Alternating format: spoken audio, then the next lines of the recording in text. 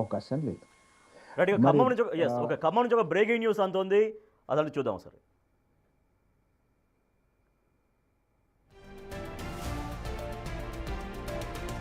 కొత్తగూడెం కార్పొరేషన్లో హంగ్ అనేది ఎప్పటి నుంచి చర్చిస్తున్నాం. సో కొత్తగూడెం కార్పొరేషన్లో మరి ఎవరు తర్వాత మేయర్ సీటు చేపట్టబోతున్నారు? సరిసమానంగా కాంగ్రెస్ సిపిఐ సీట్లు సాధించింది.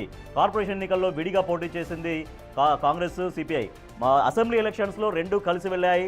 అసెంబ్లీ ఎలక్షన్స్లో కలిసి ప్రయాణం చేసినటువంటి సిపిఐ కాంగ్రెస్ ఇప్పుడు మున్సిపల్ ఎన్నికల విషయానికి వస్తే మాత్రం వేరువేరుగా బరిలో నిలిచాయి. సో దీంతో అక్కడ 22 స్థానాలు సిపిఐకి, 22 స్థానాలు కాంగ్రెస్కి వచ్చాయి. సో తర్వాత ఇప్పుడు బీఆర్ఎస్ అక్కడ 8 స్థానాలు గెలుచుకుంది. కానీ BRS working president KTR open offer ఇచ్చారు, సిపిఐగా మీరు తీసుకోండి, మేయర్ పీఠ మీరు తీసుకోండి, మేము సపోర్ట్ ఇస్తామని చెప్పారు. బట్ ఇందాక కూనంనేని సాంబశివరావు మాట్లాడుతూ ముఖ్యమంత్రి రేవంత్ రెడ్డి అభివృద్ధి పథకాల గురించి కూడా ఆయన ప్రస్తావించారు. మా ప్రతినిధి ఖమ్మం నుంచి భాస్కర్ మరింత సమాచారం ఇస్తారు. భాస్కర్, ఖమ్మం కొత్తగూడెం కార్పొరేషన్లో హంగ్ వచ్చింది. సో రాజకీయ పరిణామాలు అక్కడ ఈక్వేషన్స్ ఎట్లా టర్న్ అయ్యే అవకాశం కనపడుతోంది?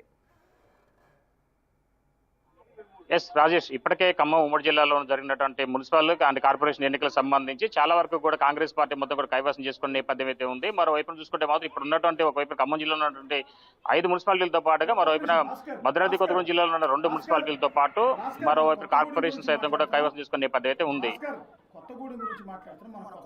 అయితే ఇది ఇలా ఉండగా మరోవైపున ఇప్పటికే కాంగ్రెస్ పార్టీ అంటే కొత్తగూడెంలో కొత్తగా ఏర్పడిన కాంగ్రెస్ అంటే కార్పొరేషన్ సంబంధించి హంగ్ వచ్చిన నేపథ్యం అయితే ఉంది. 60 డివిజన్లు ఉన్నటువంటి అక్కడ ఉన్నటువంటి కొత్తగూడెంకు సంబంధించి కాంగ్రెస్ పార్టీకి 22, మరోవైపున సిపిఐ పార్టీకి కూడా 22 సీట్లు రావడంతో కూడా ఒక్కసారిగా సంఘీకరణ ఏర్పడిన నేపథ్యం అయితే ఉంది. ఫలితంగా చూసుకుంటే మాత్రం ఇప్పుడు మరోవైపున బీఆర్ఎస్ పార్టీకి 8 సీట్లతో పాటు బీజేపీకి 1, సిపిఎం పార్టీకి 1, ఇండిపెండెంట్ అభ్యర్థులు 6 రావడంతో మొత్తానికైతే ఇప్పుడు రాజకీయం మొత్తం కూడా కొత్తగూడెం వైపు చూసినా చెప్పుకోవచ్చు. కొత్తగా ఏర్పడినటువంటి కొత్తగూడెం కార్పొరేషన్ ఎన్నికలకు సంబంధించి ఇప్పుడు మరలా సిపిఐ పార్టీ మేయర్ పీఠం దక్కించుకునేందుకు అవకాశం ఉన్నా సరే చివరకు కేటీఆర్ సైతం కూడా కొనూరు సాంబశివరావుకు ఫోన్ చేసి తాము మద్దతు ఇస్తామంటూ మీరు ఎట్టి పరిస్థితులు కూడా పీఠం అంటే మేయర్ పీఠం తాము దక్కించుకోమంటూ భరోసా ఇచ్చిన నేపథ్యంలో సున్నితంగా తిరస్కరించినట్టు జరిగింది కొనూరు సాంబశివరావు ఎమ్మెల్యే. అదే మరోవైపున కాసేపటి క్రితం బిగ్ టీవీతో మాట్లాడుతూ సీఎం రేవంత్ రెడ్డి చేసినటువంటి అంటే ఇచ్చిన నిధులు అభివృద్ధి కోసం దోహదపడినట్టు విధానం బట్టి ఆయన ప్రత్యేకంగా మీడియాతో మన బిగ్ టీవీకి ఒక మంచి ఎక్స్క్లూజివ్ వాయిస్ ఇచ్చడం జరిగింది.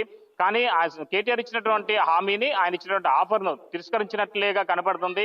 అయితే మొత్తానికి ఒక రోజు పోస్ట్ పోన్ చేసుకొని మరలా రేపు దీనిపై ఒక ప్రత్యేకంగా పార్టీ డివిజన్ తో చర్చించుకునే అవకాశం మెండుగా ఉంది. భాస్కర్, ఒక్క నిమిషం, ఒకటి స్పష్టత ఇవ్వండి. ఇప్పుడు కూనంనేని సాంబశివరావు మాట్లాడింది మేము కూడా విన్నాము. అందులో రేవంత్ రెడ్డి గారిని అప్రిషియేట్ చేశారు, కానీ కేటీఆర్ గారు ఇచ్చిన ఆఫర్ని తిరస్కరించినట్టు ఎక్కడా లేదు. చాలా బ్యాలెన్స్డ్గా మాట్లాడాడు. ఎటువైపు ఉన్నాం అన్నది క్లారిటీ ఇవ్వాలి ఆయన. అంటే మీరు లోకల్గా అక్కడ ఉన్నారు కాబట్టి మీకు అవగాహన ఉంది, మీరు అక్కడ సిపిఐ లీడర్లతో వాళ్ళతో మాట్లాడుంటారు. మీకు తెలిసిన అప్డేట్ ఏంటి? వాళ్ళు కాంగ్రెస్తో కలిసి మేయర్ సీట్ని కైవసం చేసుకుంటున్నారా, లేకపోతే బీఆర్ఎస్ మద్దతు తీసుకుంటున్నారా? క్లారిటీగా చెప్పండి.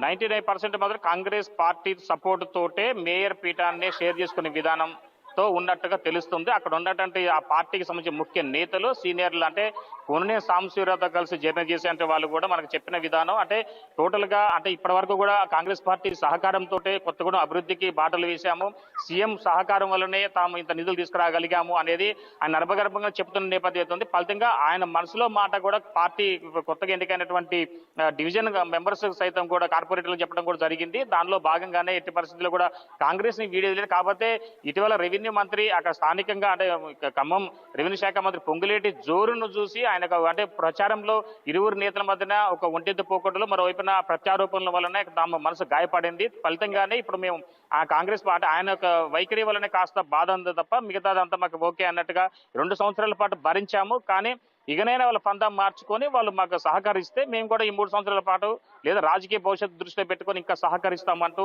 కూనంనేని సాంబశివరావు చెప్తున్న నేపథ్యం అంటే అలా అత్యంత సన్నిహితుల వద్ద చెప్తున్న వాయిస్ అది. కాకపోతే ఇప్పుడు రేపటి వరకు అంటే వాస్తవంగా ఈ పార్టీ భాస్కర్ అంటే కాంగ్రెస్ కి కూడా 22 వచ్చినాయి కదా, మాకు మేయర్ కావాలని అడుగుతారు కదా వీళ్ళు కూడా.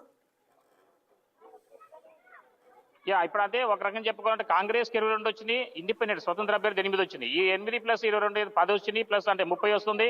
నెక్స్ట్ ఇండిపెండెంట్ అంటే స్వతంత్ర బీజేపీ అభ్యర్థి, అతను ఇండిపెండెంట్ ఇంకొక సిపిఎం పార్టీకి సంబంధించిన ఒక వ్యక్తి, అతను కాంగ్రెస్ పార్టీకి అనుకూలంగా ఉన్న నేత, అతను ఆల్రెడీ షిఫ్ట్ అయిపోయారు కాంగ్రెస్ లోకి. ఇంకొక బీజేపీ అభ్యర్థి కనుక సపోర్ట్ ఇస్తే ఒక ఎంపీ ఓటు ఉంది, నెక్స్ట్ మినిస్టర్ ఓటు ఉంది కనుక ఈ యొక్క ఎక్సెప్షియో ఓటింగ్ తోటి కాంగ్రెస్ పార్టీ మేయర్ వీరు తగ్గించుకునే అవకాశం మెండుగా ఉంది. ఇప్పుడు ఆ దిశగా కూడా ఒక వైపున పొంగులేటి శ్రీనివాస్ రెడ్డి అక్కడ పావులు కదులుతున్న నేపథ్యం అయితే ఉంది. కాకపోతే ఇప్పుడు సీఎం రేవంత్ రెడ్డి నేరుగా రంగంలో దిగి ఇరువురు నేతల మధ్యన కూడా కాస్త సఖ్యత అంటే సల్లబరిస్తే కనుక అంటే సైలెంట్ వాతావరణం క్రియేట్ చేస్తే మేయర్ పీఠం ఇరువురు నేతలు పంచుకునే అవకాశం ఉంది. లేదా డిప్యూటీ మేయర్ ఒక కాంగ్రెస్కి ఇచ్చి ఒకవేళ మేయర్ సిపిఐ తీసుకుంటే కనుక మరి దానికి శ్రీనివాస్ రెడ్డి ఒప్పుకుంటారా లేదా అనేది కూడా కొంత చర్చ నడుస్తుందా అనేది కూడా ఆ పార్టీ నేతలు చెప్తున్న నేపథ్యం అయితే ఉంది. మొత్తానికైతే ఈ యొక్క ఘటన అంటే ఈ మేయర్ పీఠంపై చిక్కుముడి వీడే మాత్రం ఒక కోన సాంబశివరావు కనుక ఒక స్టెప్ తీసుకుంటే ఒకవేళ కాంగ్రెస్ పార్టీతో జత కలిస్తే 2.5 సంవత్సరాలకు మేయర్ పీఠానికి షేర్ తీసుకునే అవకాశం ఉంది.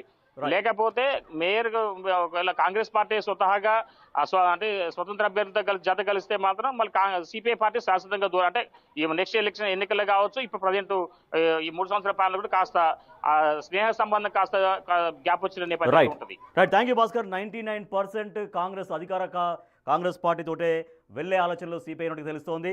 ప్రస్తుతం ఎన్నికల ఫలితాల పైన డిప్యూటీ సీఎం మల్లు భట్టి విక్రమార్క మాట్లాడుతున్నారు. లైవ్లో చూద్దాం.